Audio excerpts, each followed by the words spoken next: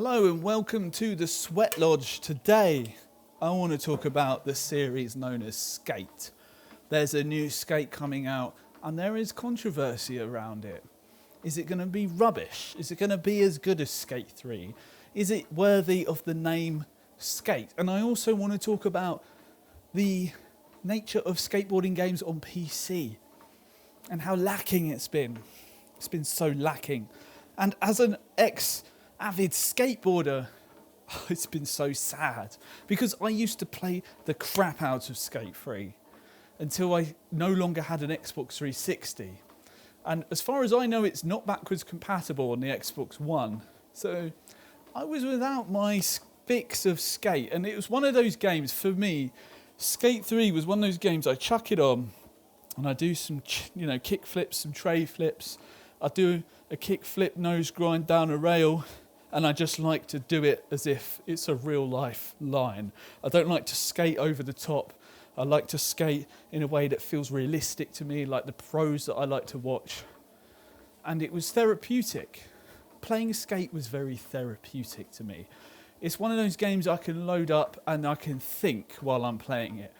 My mind is occupied, my eyes are occupied by the, let's call it visual lubrication. I'm watching my man do some skateboarding and I'm there and I think, I can think about things. My mind is clear. And I get that a little bit on PC with the game Skater XL. There is another game called Sessions, which I haven't purchased. I've played I'd say about 60 hours of Skater XL over the past however many years I've owned it, maybe about 4 years, I'm not sure. So I've played it quite a lot and it's therapeutic in the same way, but there is a lot lacking from it. And that's what PC skateboarding games feel like to me. They are very lacking. You don't get Tony Hawk's games. You don't get Skate, EA Skate. But you do get indie games like Sessions, Skater XL. They're just not as good. Skater XL is kind of close. Like the controls feel good, but the areas are just, there's not much there. There's mostly community-made maps. And the maps that are there is okay, but there's no substance to it. If you do like going down, doing a kickflip nose grind down a rail realistically, there's a lot of fun to be had there. And that's where I've spent most of my time. My 60 odd hours of gameplay of skateboarding on the PC has been that, doing those tricks, flipping down those stairs. But it does leave me wanting more, and that's where Skate comes in. The new Skate is going to be on PC. I have heard it is going to be on mobile, and it's going to be on consoles. So it is actually bringing the Skate franchise to the PC for the first time, unless you run an emulator, which I have not tried an Xbox 360 emulator. But it is bringing Skate to the PC. But there's a lot of controversy around it. The graphics look like Fortnite on wheels. It's a Fortnite skateboarding simulator. What have they done to my Skate? I heard people on my Discord say that they got into the open beta of Skate, and the first thing they say was the game was buggy. The game was unfinished, but the store was complete. There was things available for purchase immediately. What are you buying in an early access beta or whatever? Is it a beta, an alpha? I don't know. Supposedly the game comes out this summer. There's no evidence of that. I mean, summer's pretty much done, isn't it? But the store was complete. And my worry is, if it's coming out on a phone, how are you going to be able to do tricks as if you were playing Skate 3? Will it play the same? I don't have early access. I haven't experienced it myself. Does it play the same? You'd like to think it does. But how can the experience be of the same quality if it has to run on a phone, if it has to run on a PC, if it has to run on the console, if it has to run on everything? Something has to give, doesn't it?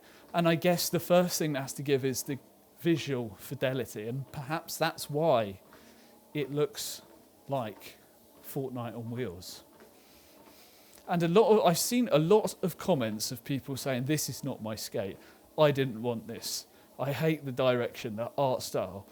And yeah, it is quite off-putting. Let's run it back to Tony Hawk's, remastered. I remember, maybe it was Tony Hawk's 5, when those came out.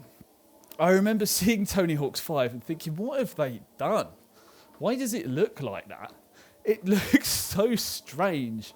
I actually went back and played Tony Hawk's 3 very recently on the PS2, and it does not feel as cartoony as they made Tony Hawk's 5 to look.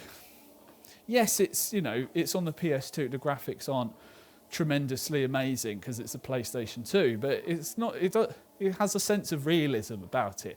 It doesn't look cartoonish. It feels like that they were trying to keep it grounded in a sense of realism. Even though Tony Hawk's games, they're quite wacky with the tricks you can do. Although the tricks you can do in that game, people are really able to do those sort of tricks these days. The skills have been developed so far in actual skateboarding that it's actually incredible. And that's probably thanks to the games. People do the tricks and they think, wow, I want to do that. So did Tony Hawk's raise the ability of everyone to be able to skate? Potentially. But anyway, Tony Hawk's 5, I remember it had the Berrics, which is a legendary skateboarding park and also a YouTube channel where they would host Battle at the Berrics, a yearly, I don't know if it does happen every year, but a game of skate. So game of skate is, how do you explain a game of skate? If, say, I do a kickflip, you need to do a kickflip. And if you don't land a kickflip, you get an S until it spells out skate. And that's a game, I played a lot of games of skate myself. But the Berrics is a legendary skate park. And I remember that was in Pro Skater 5. And the graphics just look so off-putting to me. I remember seeing it and thinking, I do not want this game. It's like I would rather go back and play the old Tony Hawk's than play this. And are we going to be experiencing that again with skate? I don't know. I'm going to have to try it out myself. Apparently, it will be free to play anyway, so we can all give it a go. And that's kind of cool. I'm going to be able to test it out on my PC. This isn't my PC, this is my MacBook. But on my PC, I'll be able to test it out. See, does it feel like skate? Maybe. I don't know if it would run on my phone, but I could always test it out on my phone just to see. I don't really play games on my phone, though, if I'm honest. But it would be good to test. Is it any good? Does Skate hold up to the weight of Skate 3? Because Skate 3 is such a good game. I don't think it can hold a candle to Skate 3. And it's fallen almost victim to that naming scheme. I just find it irritating. It's called Skate. Why not Skate 4? And I guess the idea is it's a reboot. It's been years since Skate 3 came out, but why do all reboots do this? Oh, Skate. They just call it Skate 4. Or I don't know, give it a distinct name, not just Skate, because they made Skate, didn't they? That was the first Skate. Then there was Skate 2, and now we're back to Skate. That's why the Xbox One pissed me off. It says 1 on the end. It's like, well, no, it's the Xbox 3, isn't it? You had the Xbox One, then there was the Xbox 360. Yes, that was the second one, but it had a unique name. And now it's the Xbox One. Skate, Xbox One, I don't know.